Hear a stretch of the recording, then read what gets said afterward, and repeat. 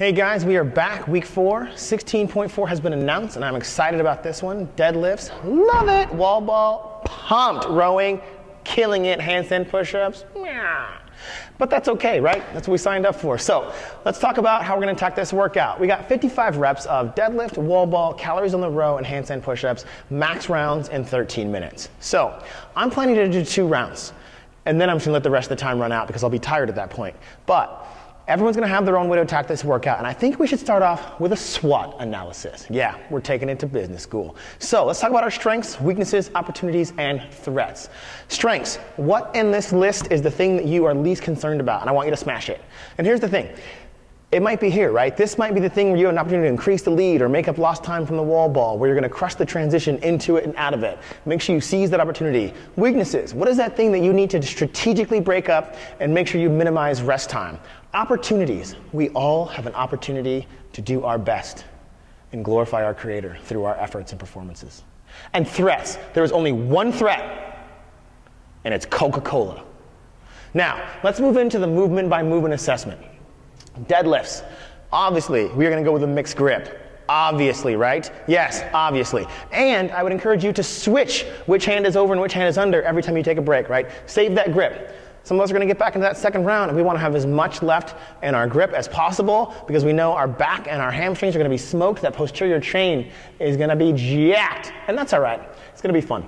2 breaths. What I mean by 2 breaths, every time you let go of that bar, take 2 breaths and pick it back up again. Don't step away from it. Don't go re-chalk, right?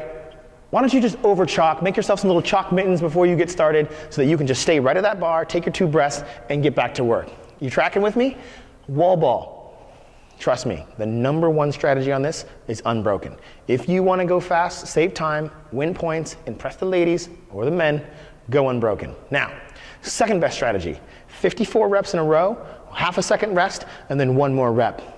Third best strategy, 53 reps in a row, half a second rest, 2 more reps. Fourth best strategy, no, I'm just kidding. But seriously, if we go unbroken, awesome. But for the rest of us mortals, short rest and short sets.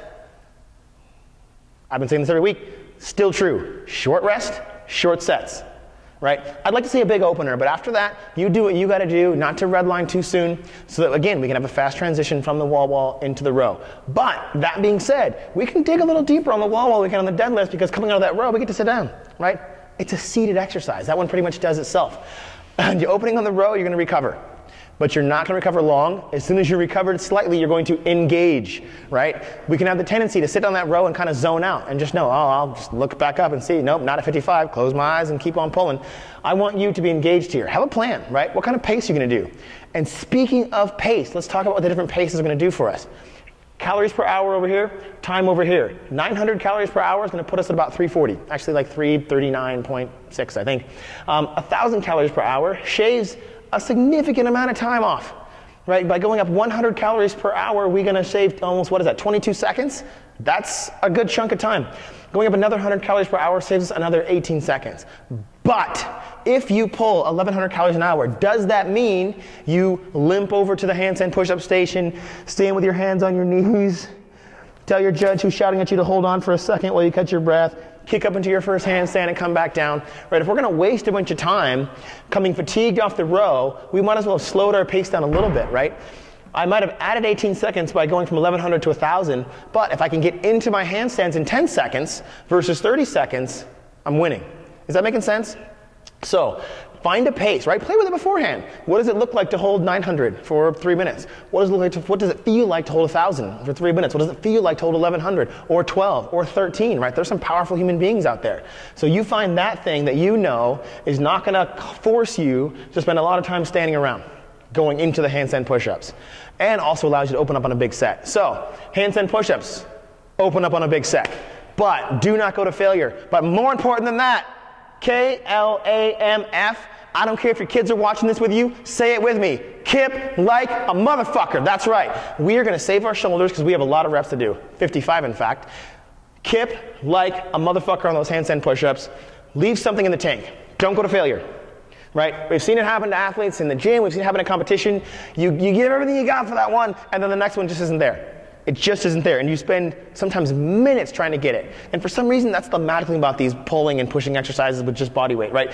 The muscle up, the handstand push-up, the ring dip, the pull-up. You go too far, and then it's gone, completely gone. And then we're just burning time. So leave something in the tank, and then no miss reps. I absolutely love this handstand push-up standard. I think it is one of the greatest conceptions from the CrossFit Open in terms of standardized movements in this kind of format, but it is unforgiving. It is unforgiving, so don't waste any reps.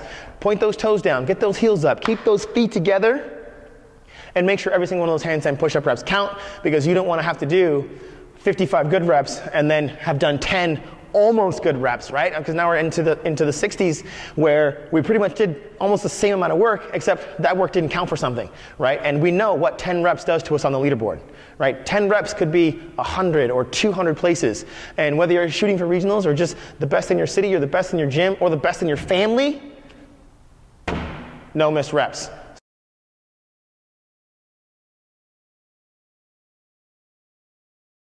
This one is awesome because it's got deadlifts in it. Your third favorite CrossFitting Negro, probably behind Easy Muhammad and Jeff Evans. I mean, they're stronger than me, they're more handsome.